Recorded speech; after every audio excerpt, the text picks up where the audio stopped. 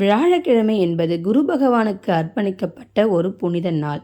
இந்நாள் ஞானம், செல்வம், கல்வி, திருமணம், புத்திர பாக்கியம், ஆசீர்வாதம் ஆகியவற்றை வழங்கும் தினமாக கருதப்படுகிறது.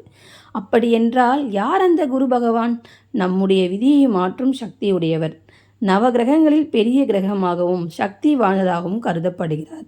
இவர் தட்சிணாமூர்த்தியின் ஸ்வரூபம் எனவும் அழைக்கப்படுகிறார். புராணங்களின்படி குரு பகவான் தேவர்களுக்கு குருவாக பிறந்தவர். இவர் அங்கிரசர் முனிவரின் புத்திரர்.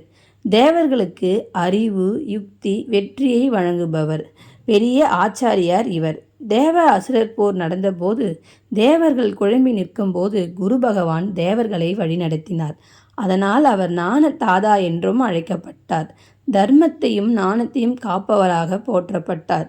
வியாழக்கிழமையில் காலையில் சீக்கிரம் எழுந்து குளித்துவிட்டு மஞ்சள் நிற ஆடை அணிந்து பூஜை அறையில் குரு பகவான், சாய்பாபா, தட்சிணாமூர்த்தி அல்லது விஷ்ணு பகவானை நினைத்து தீபம் ஏற்றியும் வணங்கலாம். மஞ்சள் பூக்கள், வெற்றிலை, வாழைப்பழம், கடலைப்பருப்பு போன்றவையும் படைக்கலாம். கிராம் கிரீம் கிரௌம் சா குருவே நம என 108 முறை மந்திரம் கூறலாம். இவ்வாறு செய்தால் குரு பகவானின் அருள் கிடைக்கும். அறிவியல் ரீதியாக குரு கிரகம் நம் அறிவு, நம்பிக்கை, ஆசீர்வாத சக்தி ஆகியவற்றின் பிரதிபலிப்பு. இதன் வலிமை அதிகரிக்க மஞ்சள் நிறம், கடலை, வெண்ணெய் போன்றவை பயன்படுத்தப்படுகின்றன.